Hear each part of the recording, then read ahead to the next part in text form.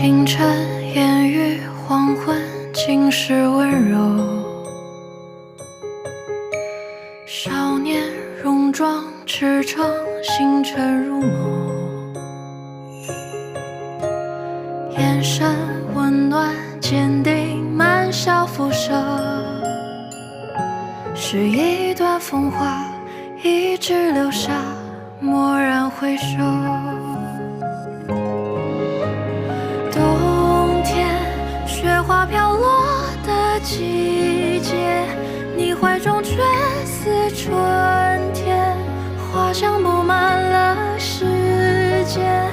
良辰好景如夏天，树影遮住了眷恋，庆幸与你在秋天，情深绵绵洒落，也偏偏情渐渐。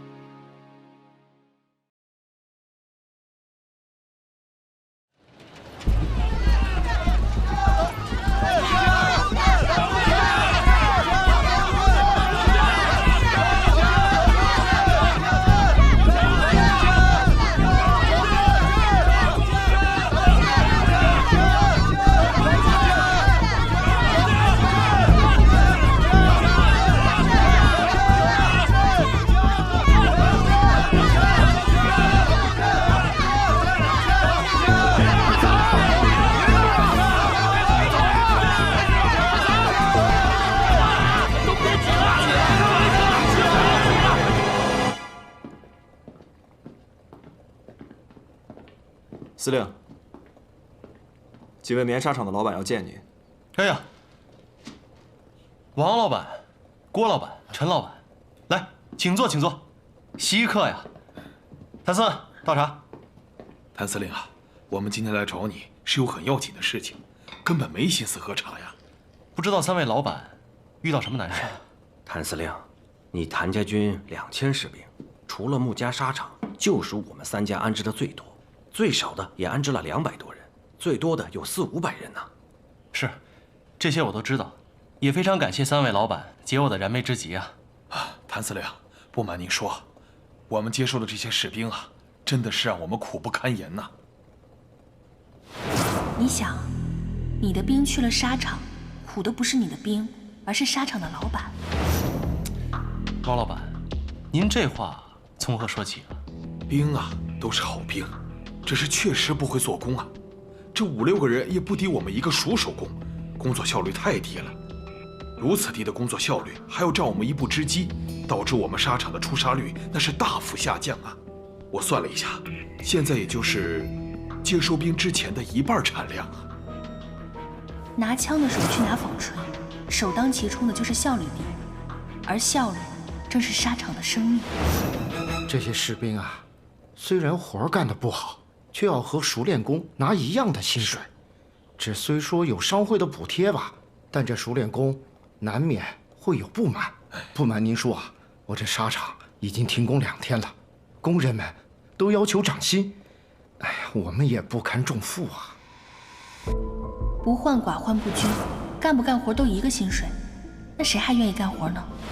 是啊，谭司令，这2年棉纱行业并不景气。日本人那个洋纱对于我们的冲击很大，商会虽说有点补贴，我们勉强能支撑，但是利润已经很低了。近几年洋纱倾销，华商纱厂本就艰难，如果还要涨薪水，他们根本就做不到。所以谭司令啊，今天我们3个前来找您，是有一个不情之请，请您收回您的谭家军，他们个个可都是铁骨铮铮的汉子呀。在我们的纱厂纺纱织布，那可真是太屈才了。3位老板，实在是不好意思，因为我在当上这上海司令之时，是跟徐督军有约法3章的。这第1条就是解散谭家军。我当然知道，我的这些士兵去你们的纱厂是张飞绣花，但是解铃还需系铃人，还是要等徐督军发话才行啊。这个是，他还真的是算无遗漏。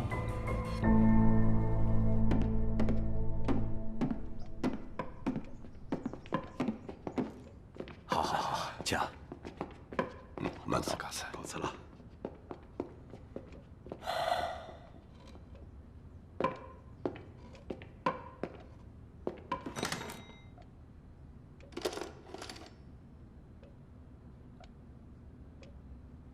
接阅成都军府。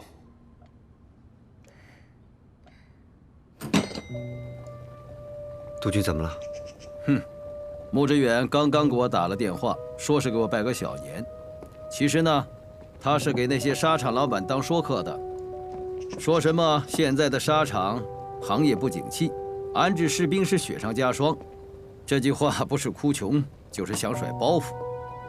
这华商会不是已经给了安置补贴了吗？难不成这些纱厂老板光拿钱不办事儿？我看是谭玄林搞的鬼，他是想故意惹出些麻烦来。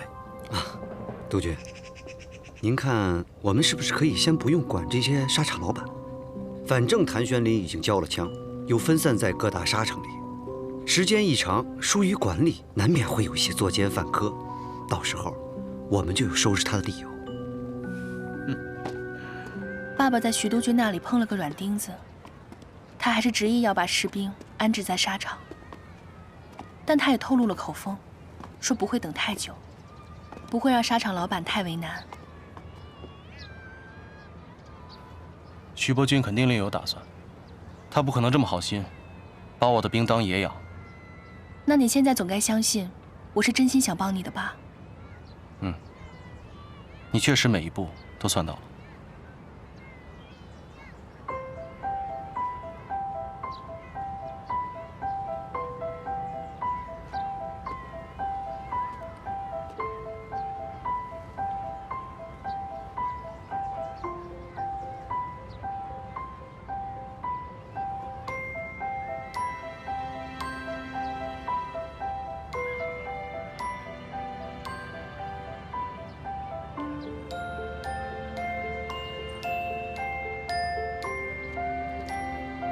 如果没什么事儿，我先走了，公务繁忙。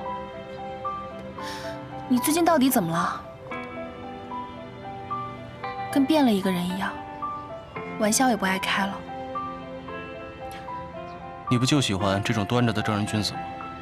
我才没有。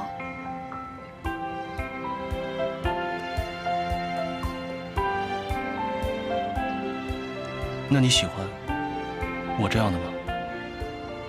你想多了。哦。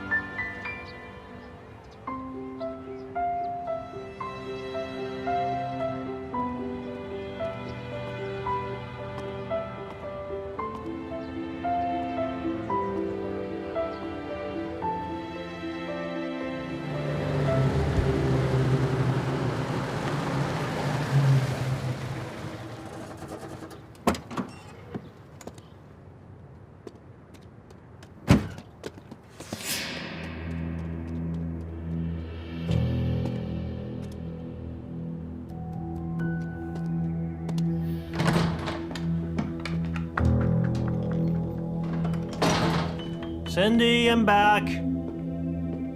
Cindy? Cindy? Where are you? Cindy? Cindy? Cindy? Cindy, where are you? Aha, I got you. Cindy? Cindy?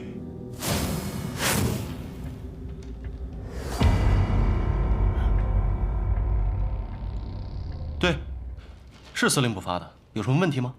谭司令，你有没有想过，你这么写，那些革命军会把我当作他们的敌人的。今天是我家的猫被杀了，肯定下一个就是我。我不管，报纸是你们登的，你也保证我安全。那约瑟夫先生，你想让我怎么保证你的安全？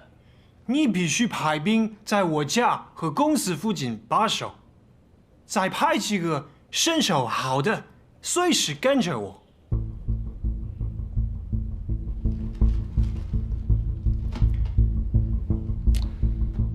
约瑟夫先生，我很理解您的遭遇，我也很同情你，但是我无能为力。这司令部的兵不归我调遣呢。谭司令，你在跟我开玩笑吗？别激动，别激动，你看我像开玩笑的样子吗？我这个上海司令啊，实际上就是有名无实。在我上任之初呢，就跟督军府约法三章，哪怕是调动司令部的一兵一卒，都要让督军府批准才行。太荒唐了！照这么说，如果我遇到攻击，难道还要等督军府请示好才能派兵来吗？是的。这是什么狗屁约定？这样我们的人身安全怎么能够得到保证？谭司令，你自己不是也有兵吗？你派自己的兵来保护，这样总不用督军府来批准了吧？嘘，约瑟夫先生，我的兵已经被遣散了，枪都交出去了，我没有兵现在。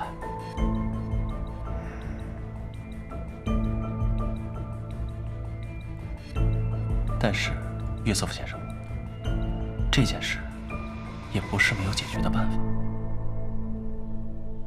哦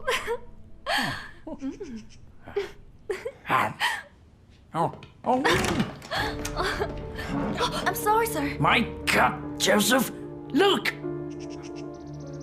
What's up, man? What is it? Come on.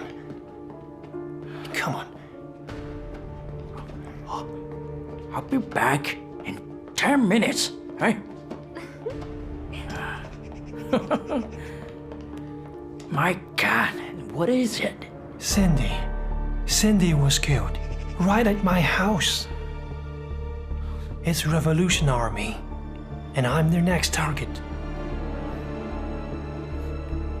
Damn!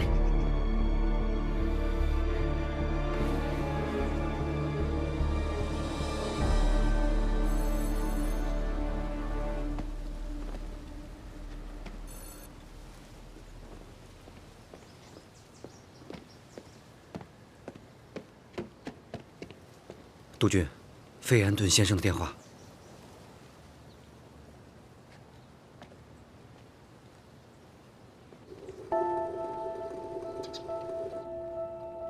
司令，我是真没想到，这徐伯钧在洋人面前耳根子这么软，这连建民团的事都答应。哼，这约瑟夫找费安顿，一把鼻涕一把泪的，非要组建个民团保护租界的安全。这费安顿为了老朋友啊，直接就跟徐伯钧摊牌，徐伯钧也不敢当众驳了他的面子，所以只能吃下这个哑巴亏。哼，哎呀，真没想到，连顾小姐都没办成的事儿，让一只猫给搞定了。哎，这事儿不能当着双人说。哎，我知道，顾小姐好面儿，而且还要把这个功劳算在她的头上，只要她开心就好。哎，司令，你说这洋人也挺奇怪。这上海有这么多的伤兵还有难民，一天到晚让巡警追着屁股打，他们屁都不说。这不过是死了一只猫啊！你瞧把他们给吓的，这立刻让咱们建民团保卫租界安全。这叫什么呀？这就是刀没砍在自己身上，永远不知道疼。这要说呀，这还是司令厉害。这回合打的督军府那是措手不及。只不过就是可怜了我们司令部的某位大人物，估计现在啊，正挨他爹训呢。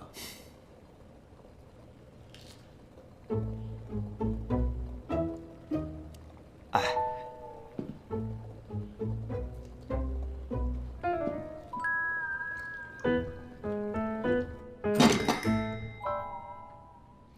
督军又说您办事不力，被谭巡林钻了空子。实在怨不得您呐，谁知道那个约瑟夫这时候来插一脚？而且这个约瑟夫是远东地区最大的犹太商人，半个外滩都是他的。您说我们怎么争得过他？我本以为让谭玄龄缴了枪，安置了兵，总不至于生变。没想到还是我大意了。副帅训斥的是，不能怪您呐，是谭玄龄太贼了，他说的话一句都不能信。督军怎么说？总不可能让他把民团建起来吧？督军也不可能吃这哑巴亏啊。他说这事是费安顿亲自提出的，他不好驳了工部局的面子，要我们静观其变，不要妄动。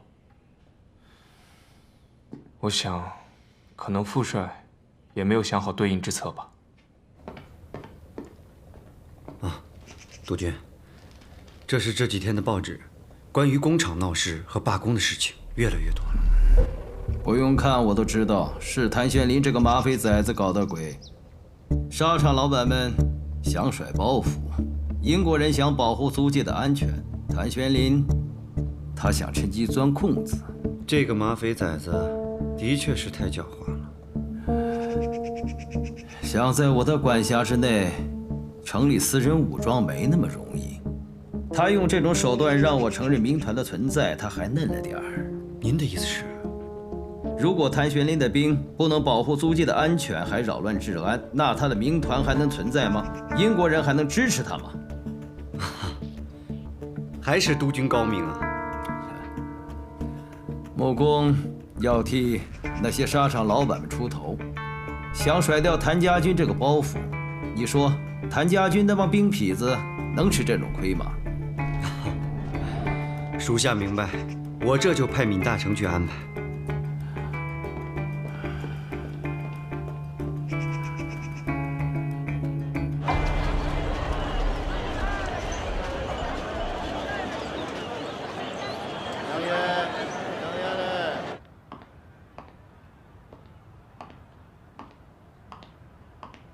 穆夫人，有什么可以帮到您的？我的项链扣子坏了，帮我修一下。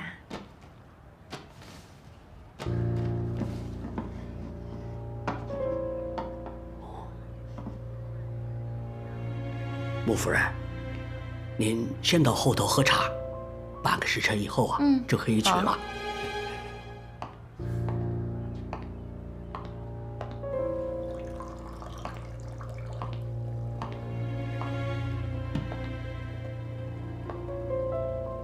你怎么来了？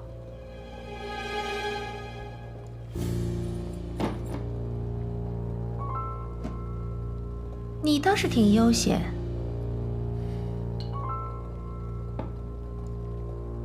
说吧，什么事儿？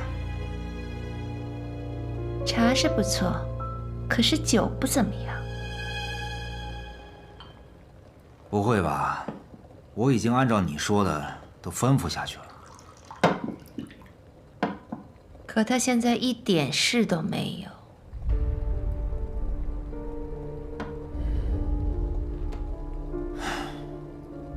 再怎么说，只不过是一个女孩子而已，何必要赶尽杀绝呢？我原以为这个小贱人是上不了台面的东西，没想到我低估她了。她现在是光耀的秘书，围在光耀左右，老爷也开始看重她，而且脾气还越来越大，居然敢动手打婉婷。什么？他敢打婉婷？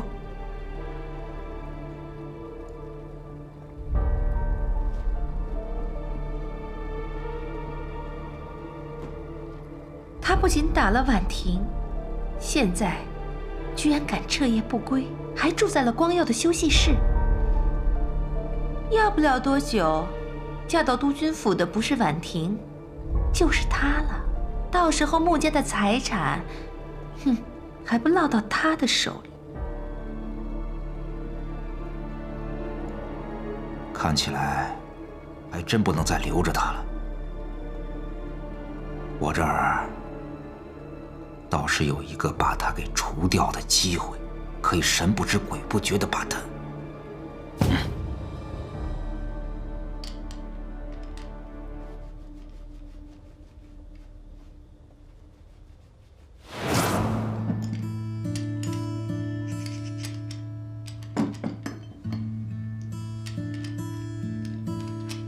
下这个，粒粒皆辛苦。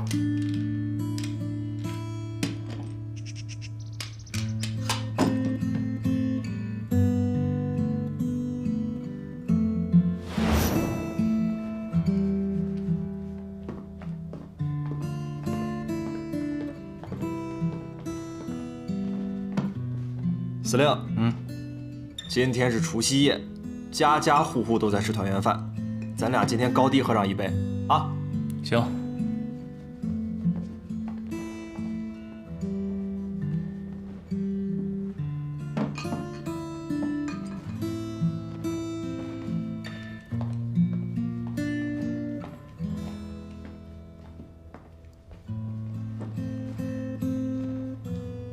司令，又想老司令了。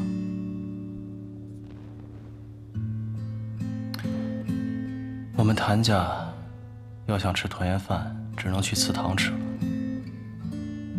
我爹、我娘、我大哥，还有早夭的三弟，他们那边过的热热闹闹的吃着团圆饭，把我一个人撂这，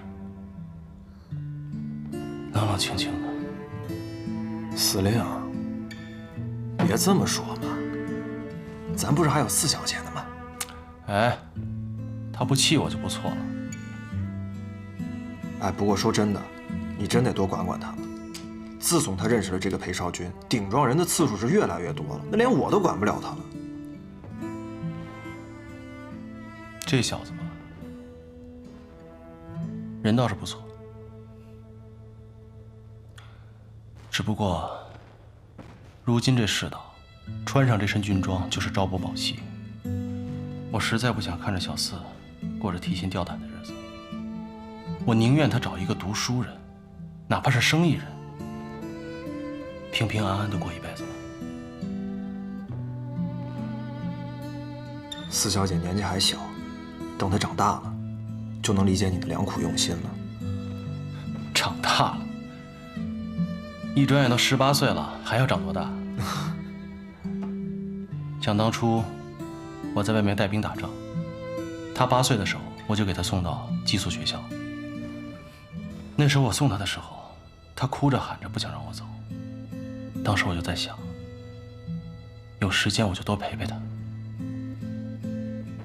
后来，不哭也不闹了，看我的眼神也变了。现在是更不需要我了。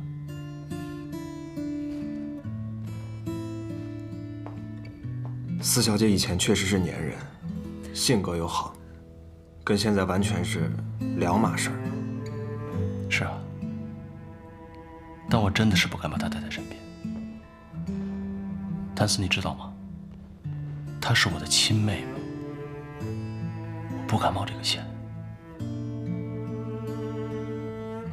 我现在就想着，他和双儿能够平平安安的长大，再找一个靠谱的人嫁了，我就放心了。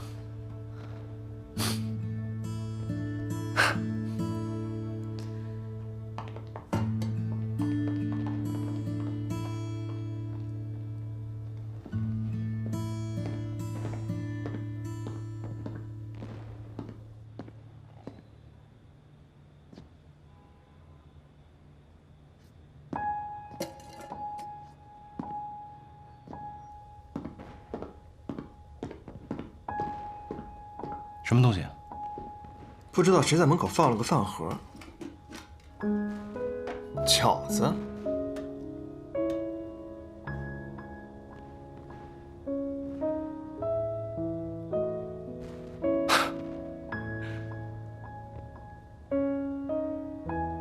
还能有谁啊？小四呗。除了他，谁也不会包出这么丑的饺子。吃饭吧。哎，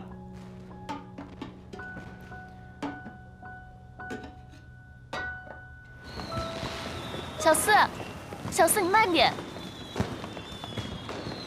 小四，哎，怎么了？没事吧？双姐姐，我脚崴了。你看你，过来坐会儿，慢点走。嗯。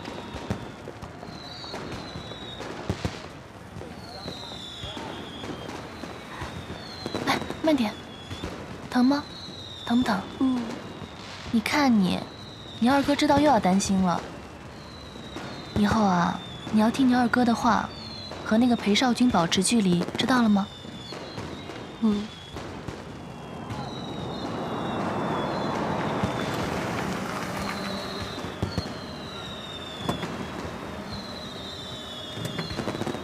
陆小姐，这么巧。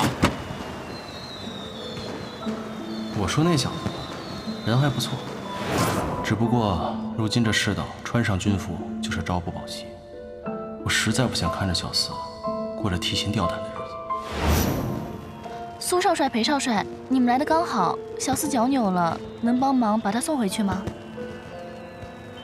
原来又是你这个小骗子！怎么着，故伎重演，装崴脚，想让我们家老裴送你是吧？我这次是真的脚扭了，你堂堂一个少帅，在一边说风凉话，没一点同情心，还跟我翻旧账，一点绅士风度都没有。哎，你。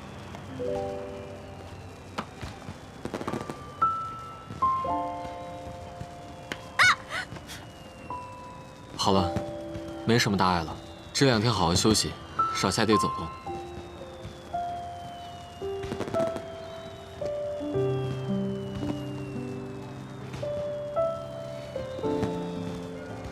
怎么样？好像真不疼了，双姐姐。哎，老裴，你说这大冷天的，这俩姑娘又崴了脚，要不咱们送她们回去吧？你们快看，好美啊！哇，好漂亮啊！不知道有没有这个荣幸，和顾小姐欣赏一下烟花呀？双姐姐，我想去，我们一块儿看吧。好。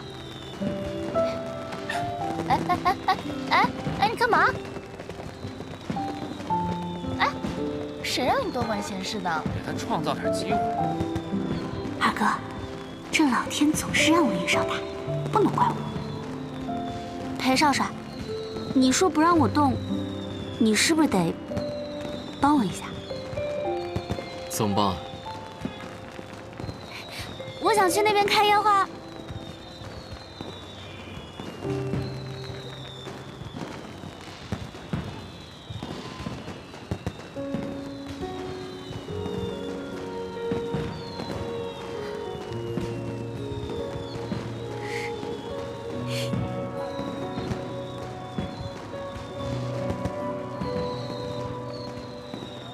如果彩虹是天空的倒影，你的笑是雨过天晴，我愿为你翻山越岭，奔赴一场属于你的久违的那个决定。如果爱情是陆地的生命，你的话是微风。哇，你快看，你刚刚好漂亮！我愿为你一意孤行，哪怕只能捕捉你的，捕捉你那多蒲公英。你给我内心风起云涌的约定，我给你眼中云淡风轻的天晴。我穷尽一生，想要走进你的生命。烟花虽美，也只耀眼这一刻，往后便是烟消云散。烟花虽短，但它的美足以让我记一辈子。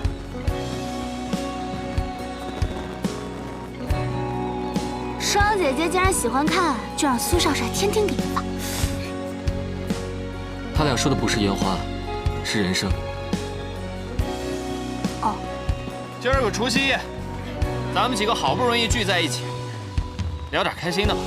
好，说点高兴的。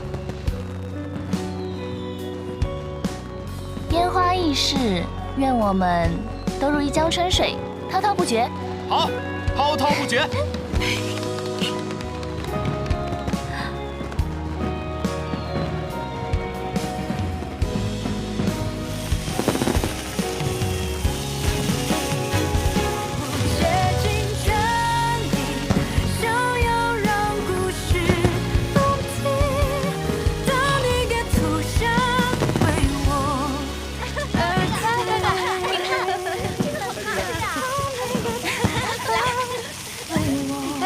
多好呀！好漂亮呀！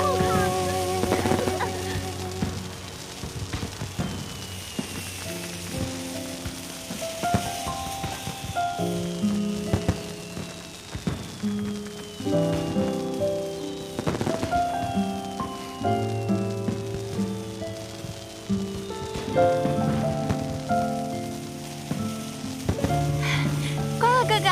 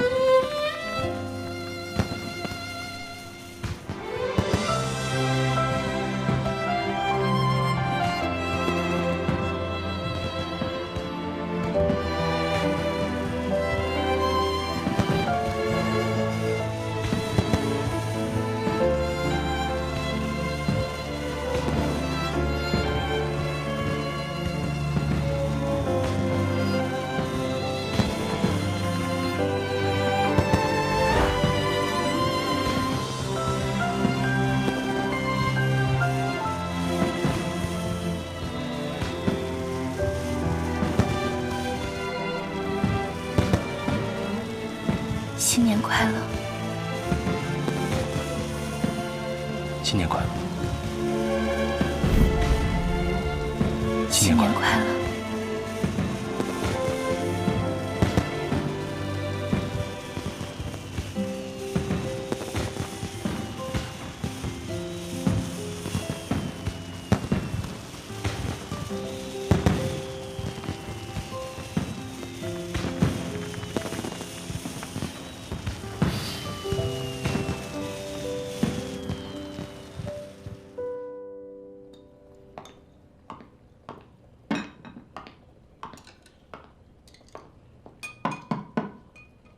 婉清小姐，在收拾呢。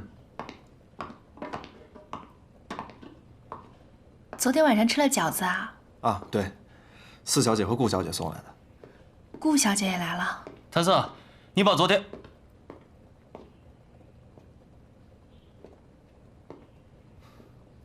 你怎么来了？有什么事儿吗？我不是想着过节了，给你送点点心吗？不用这么客气。哦，对了，你那主意不错。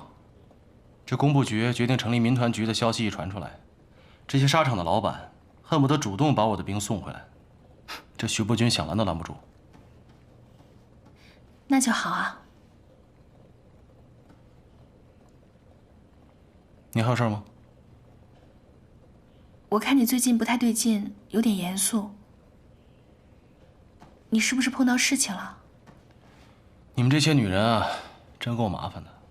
我不严肃吧，说我不正经；我严肃点吧，又说我有心事。我能怎么办？行了，徐督办快来了。这一大清早看见你在我这儿，他会误会的。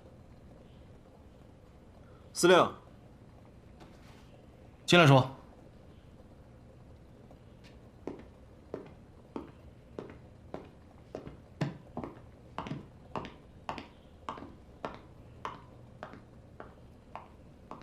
司令，给穆小姐下药的那个服务生抓到了。审出什么来了？是保利典当行的闵大成指使的。保利典当行，他一个生意人，为什么要伤害穆婉清啊？说的就是，做生意的得罪穆家，这不找死吗？好啊，咱们去会会他。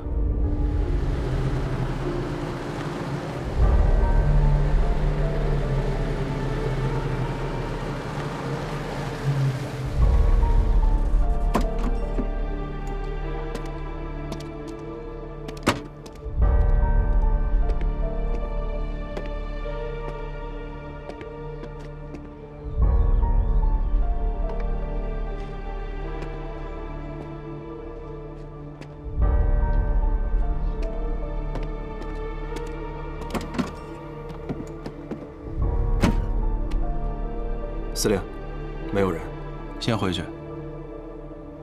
派人盯着点儿，只要闵大成回来，就向我报告。是。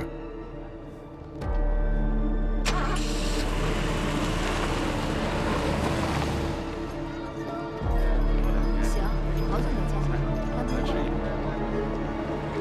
徐成，明天是商会民团武装的成立典礼，我就不去了。如果谭司令问起，就说我病了。好的，少帅。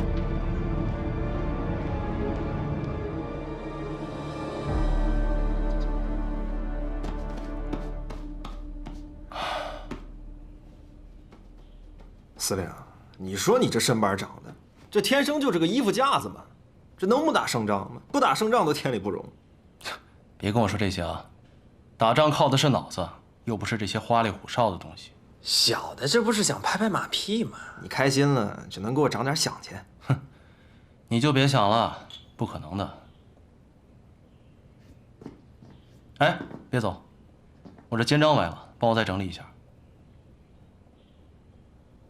你不是说这是花里胡哨的？这不是打仗，是典礼。有一句话怎么说的？人靠衣装，马靠鞍嘛。行了，安好了。哎，对了。去看一下穆小姐和徐督办来了吗？是。哎呀，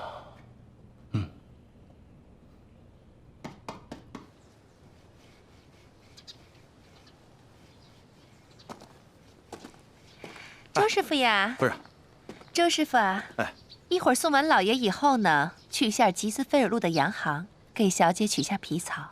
是，夫人。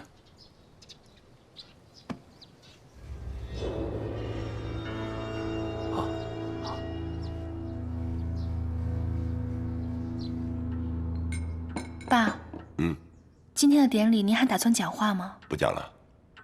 民团虽说是费总统的提议，但是督军府也知道，这是谭司令的主意。光耀已经摆明态度，说是不参加了。我们去了也不好表态，参加一下得了。明白。那我们吃完早饭就去吧。好。老爷，老爷。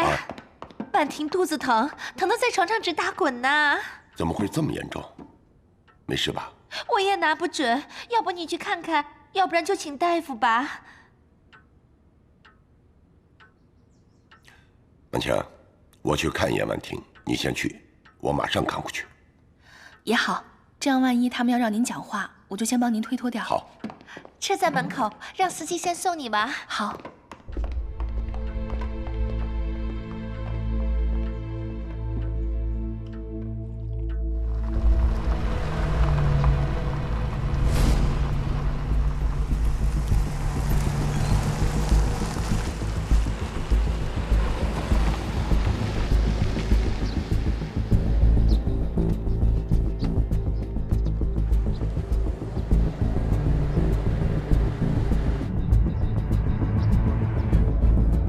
这条小巷子平时挺热闹的，今天真是奇怪了，一个人都没有。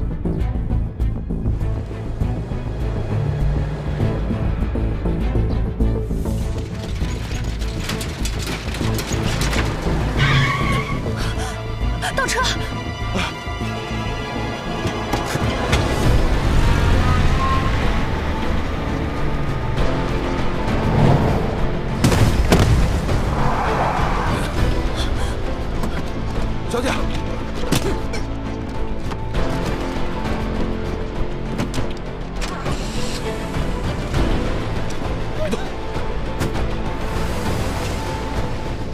不好了，老爷！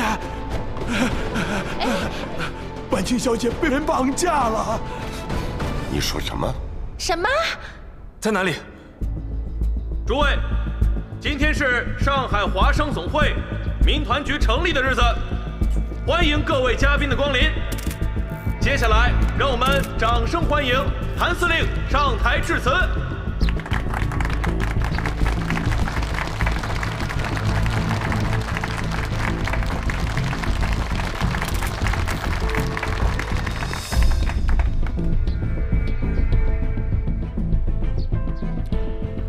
各位兄弟，今天在这里，我们成立上海华商总会民团局。谭某不才，受工部局司令。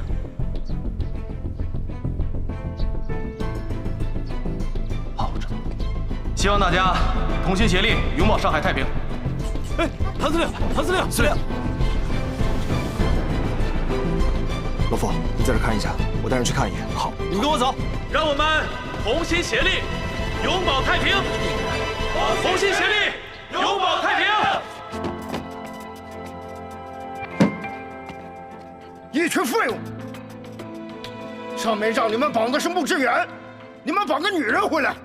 我们明明跟的是穆志远的车，从穆公馆一直跟到德庆路，在租界洞的时候，谁知道车上是个女的？这个女人什么身份？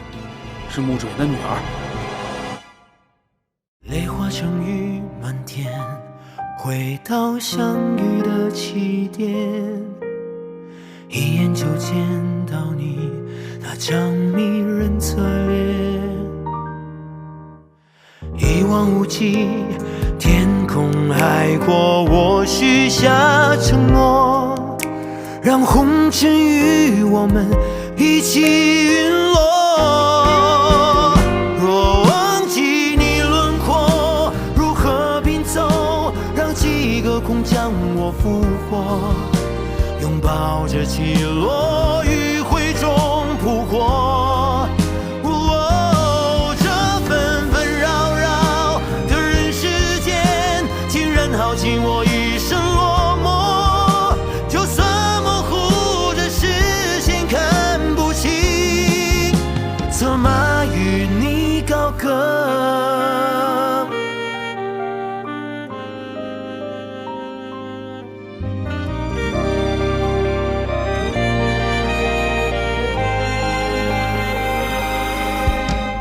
泪化成雨满天，回到相遇的起点，一眼就见到你那张迷人侧脸，一望无际，天空海阔，